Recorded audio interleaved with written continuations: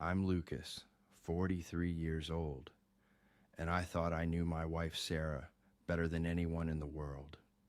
She was 38, beautiful in that effortless way that made other men turn their heads, and for 15 years I believed she was mine. I believed we were building something together. I believed in us, but belief is a dangerous thing when it's built on lies. The morning I discovered what Sarah had been doing with our money, I was sitting at my kitchen table with a cup of coffee that had gone cold an hour ago. The bank statement was spread out in front of me like evidence at a crime scene. $23,000 gone, just gone. Sarah, I called out, my voice echoing through our empty house. She was already at work, or at least that's what she told me. These days, I wasn't sure about anything she told me. The withdrawals had been happening for months, small amounts at first, 200 here, 500 there, nothing that would trigger an alarm. But then they got bigger, bolder, like she stopped caring whether I'd notice. I called the bank, thinking maybe there was some mistake. Maybe someone had stolen our information. The representative, a woman with a kind voice named Patricia, walked me through each transaction. These were all made with a card registered to Sarah Mitchell, she said. Is that your wife? Yes, I whispered, though the word felt like swallowing glass. And they were all made at various ATMs around the city, some at hotels. The largest withdrawal was $8,000 taken out last Tuesday at a Marriott downtown. Last Tuesday, the day Sarah said she was visiting her sister in Phoenix. I hung up the phone and sat in the silence of my kitchen, listening to the hum of the refrigerator and the tick of the clock on the wall. 15 years of marriage, and I was learning that the woman I shared a bed with was a stranger. How do you confront someone about something like this? How do you ask your wife why she's been stealing from your joint account without sounding like you're the crazy one?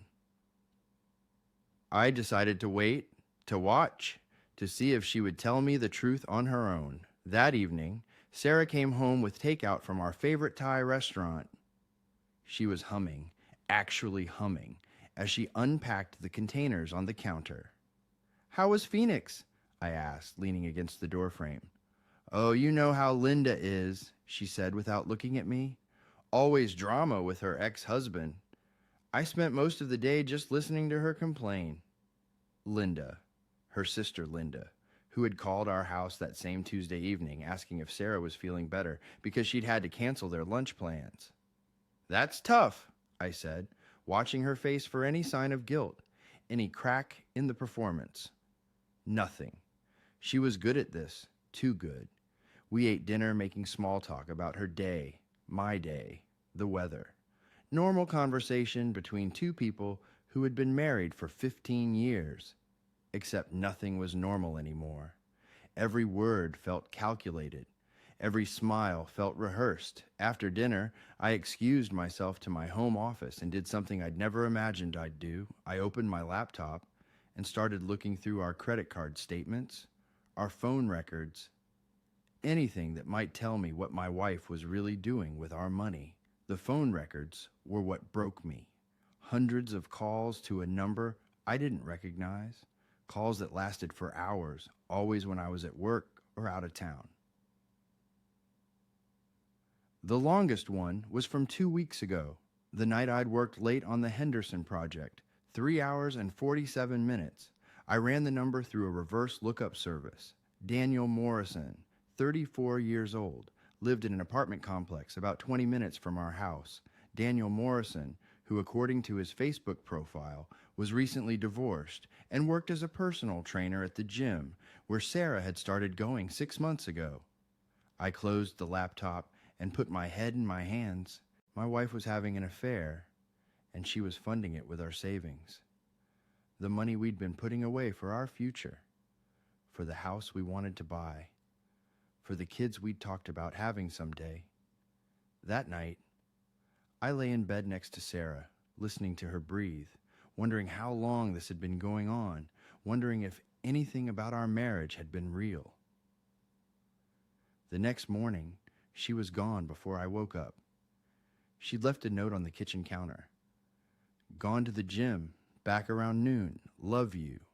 Love you, 2 words that used to mean everything and now felt like just another lie. I called in sick to work and drove to the gym. I sat in my car in the parking lot for 2 hours, watching the entrance, feeling like some kind of stalker. But I needed to see it for myself. I needed to see them together. At 10:30, Sarah's car pulled into the parking lot. She was wearing workout clothes I'd never seen before, expensive-looking athletic wear that probably cost more than my monthly car payment. She walked into the gym with the confidence of someone who belonged there, someone who had a routine. 20 minutes later, she came out, but she wasn't alone. Daniel Morrison was exactly what you'd expect. Tall, muscular, the kind of man who looked like he'd stepped out of a fitness magazine. He had his hand on the small of Sarah's back as they walked to his car, a black BMW that I now realized had been bought with my money. They kissed before getting in the car. Not a peck on the cheek or a friendly goodbye. A real kiss. The kind of kiss Sarah used to give me when we were newlyweds and couldn't keep our hands off each other. I followed them to a hotel. The same Marriott where she'd withdrawn $8,000. I watched them go inside, and I sat in that parking lot for 3 hours, my hands gripping the steering wheel until my knuckles went white, trying to process what I was seeing. My wife, my Sarah. The woman who made me coffee every morning and rubbed my shoulders when I was stressed. The woman who cried during romantic movies and always remembered our anniversary. She was upstairs in a hotel room with another man, and she was paying for it with money that was supposed to be ours. When I got home that afternoon, Sarah was in the kitchen making lunch like nothing had happened. "How was the gym?" I asked. "Great workout today," she said, not looking up from the sandwich she was making. "I'm really starting to see results." "I bet you are." She looked at me then, and for just a moment, I saw something flicker across her face. Guilt, maybe, or fear that she'd been caught. But it was gone so quickly I might have imagined it. "What's that supposed to mean?" "Nothing," I said. "Just that you seem different lately." "Different how?" "Happier, I guess. More energetic." She smiled, and it was the most genuine smile I'd seen from her in months. "I feel good," she said. "I feel like myself again." Like herself again, as if being married to me had somehow made her less than who she was supposed to be. That night I made a decision. If Sarah wanted to play games with our money, I could play games too. I called our bank first thing the next morning and spoke to Patricia again. "I need to make some changes to our joint account," I said. "What kind of changes, Mr. Mitchell?" "I want to require dual authorization for any withdrawals over $50. Both account holders would need to be present for that change," she said. "What if I transferred the money to a different account, one that only I have access to?" There was a pause. "You have every right to move your own funds, Mr. Mitchell, but I should warn you that this kind of action can sometimes escalate marital disputes." Marital disputes, as if my wife stealing our savings was just a simple disagreement between spouses. "I understand," I said. That afternoon, while Sarah was at her book club, which I now knew was code for another hotel rendezvous, I transferred every penny from our joint savings account into a new account at a different bank, $47,000, everything we'd saved over the past 8 years. I also changed the direct deposit for my paycheck and set up automatic transfers for all our bills. If Sarah wanted to keep funding her affair, she'd have to do it with her own money. The next morning, Sarah's card was declined at the coffee shop near her gym. She called me at work, frantic. "Lucas, there's something wrong with our account. My card isn't working." "That's weird," I said, keeping my voice level. Maybe you should call the bank. I did. They said there's no money in the account. That can't be right, can it? I don't know, Sarah. That does sound strange. There was a long pause. I could almost hear her thinking, trying to figure out how to handle this without revealing what she'd been using the money for. Well, can you transfer some money from savings? I need to pay for gas. I'll look into it when I get home tonight, I said. In the meantime, maybe use the credit card. Another pause. Longer this time. Okay, she said finally. But can you call me back once you figure out what's going on? Of course. I didn't call her back. Instead, I spent the rest of the day imagining her trying to explain to Daniel why she suddenly couldn't pay for their hotel rooms anymore. I wondered if he'd stick around when the money dried up, or if he was the kind of man who only wanted what he could get for free. That evening, Sarah was waiting for me when I got home. She was sitting at the kitchen table with a stack of papers in front of her, bank statements and printouts from our online account. We need to talk, she said. About what? About the $47,000 that disappeared from our savings account. I sat down across from her and looked at the papers.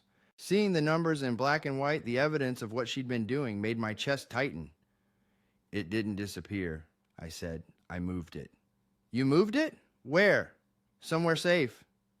Her face went red. What the hell does that mean, Lucas? That's our money, both of ours. Is it? I asked, because according to these statements, you've been helping yourself to quite a bit of our money lately. She stared at me, and I watched her calculating, trying to figure out how much I knew, how much I could prove.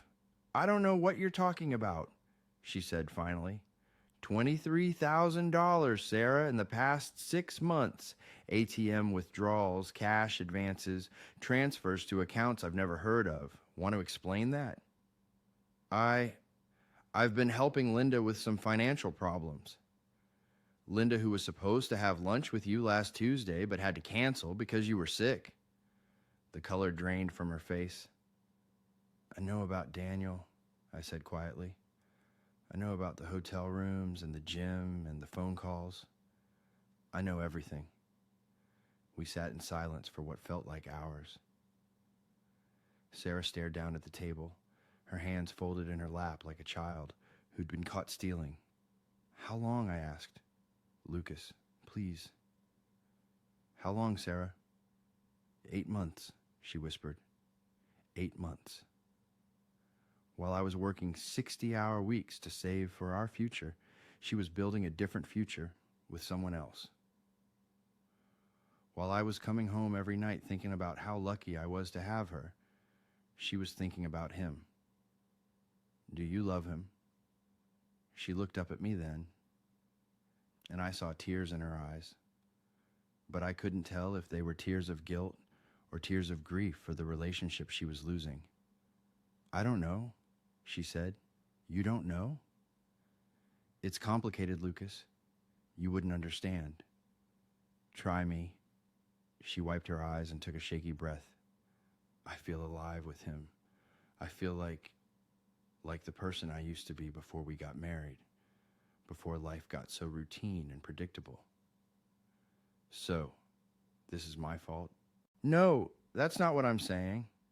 I'm saying that what we have, it's comfortable, it's safe, but it's not passionate anymore. It's not exciting. And that's worth throwing away 15 years? I never meant for it to go this far, she said.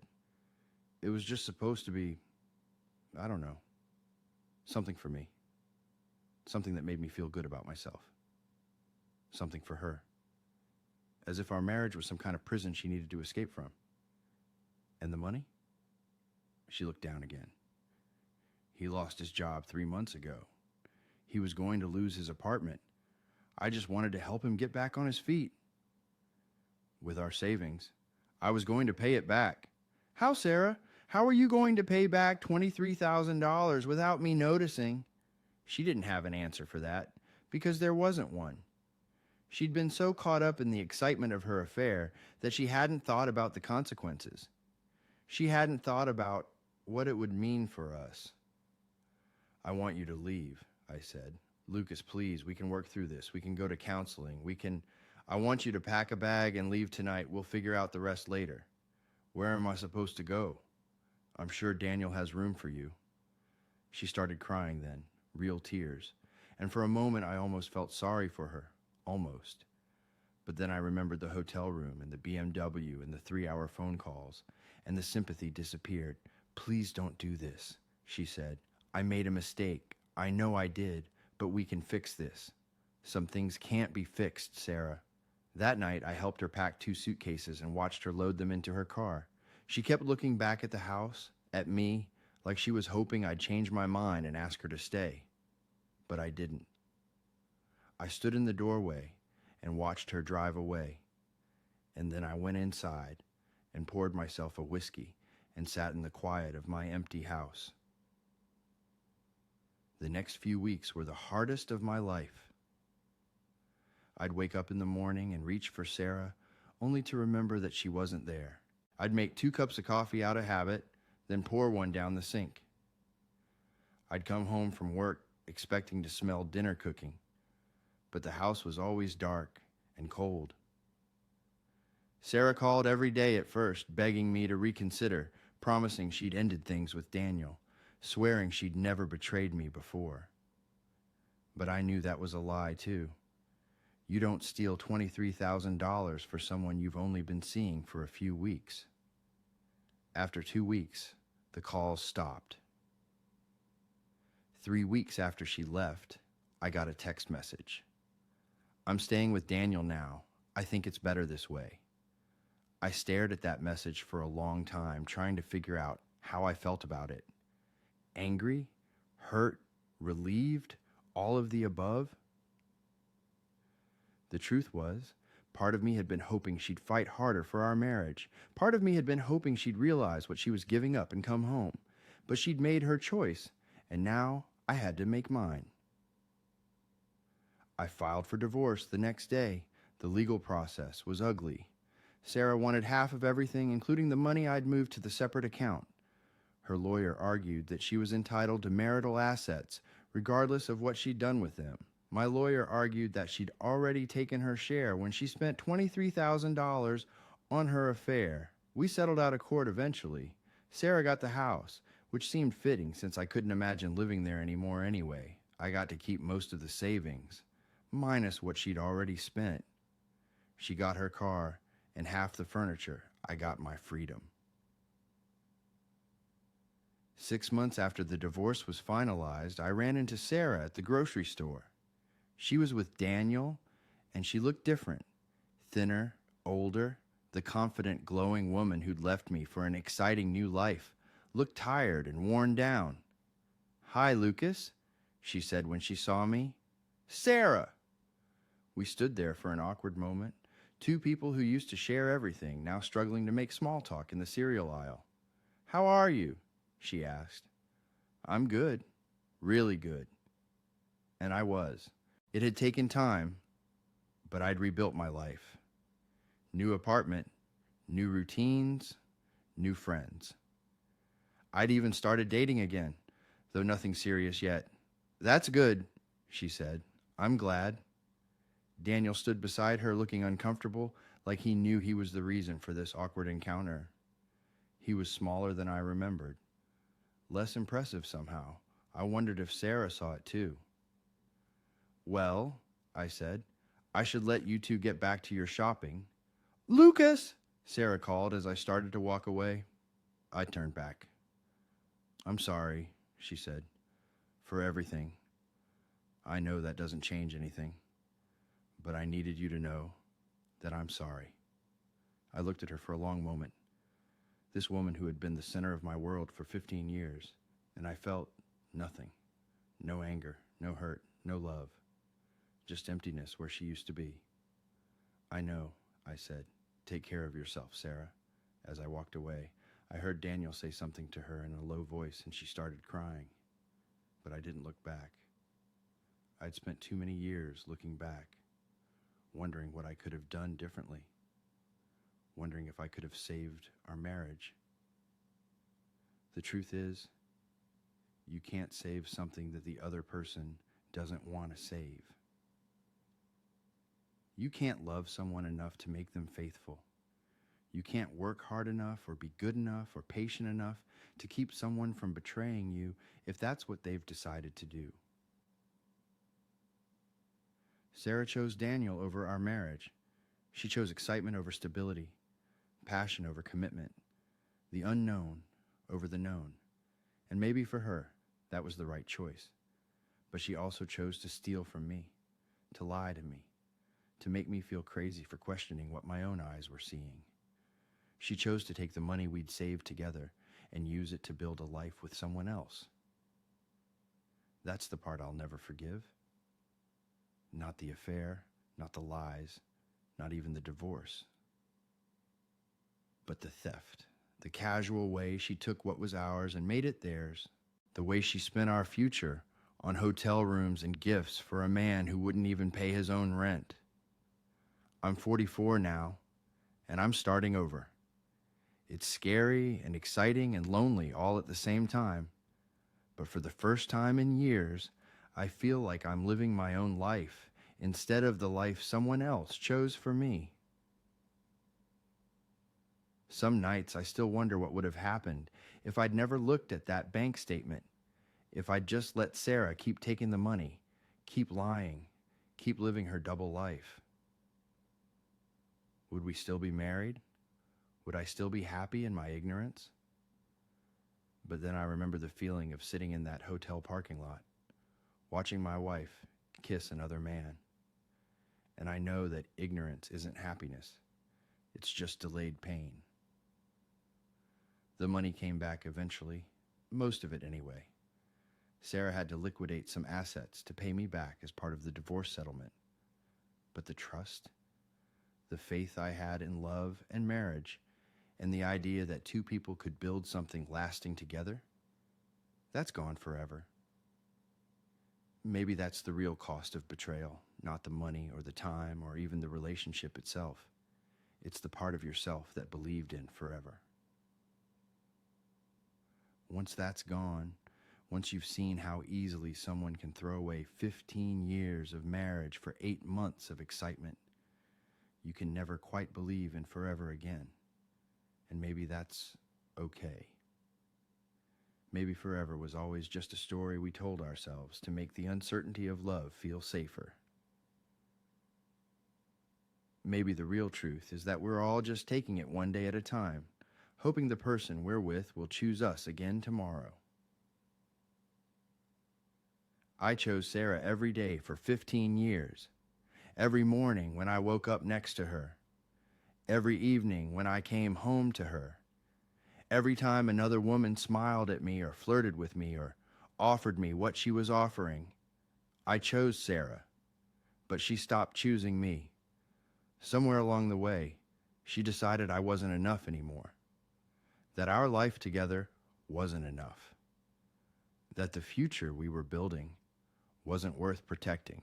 So I froze her out, not just financially, but emotionally, completely.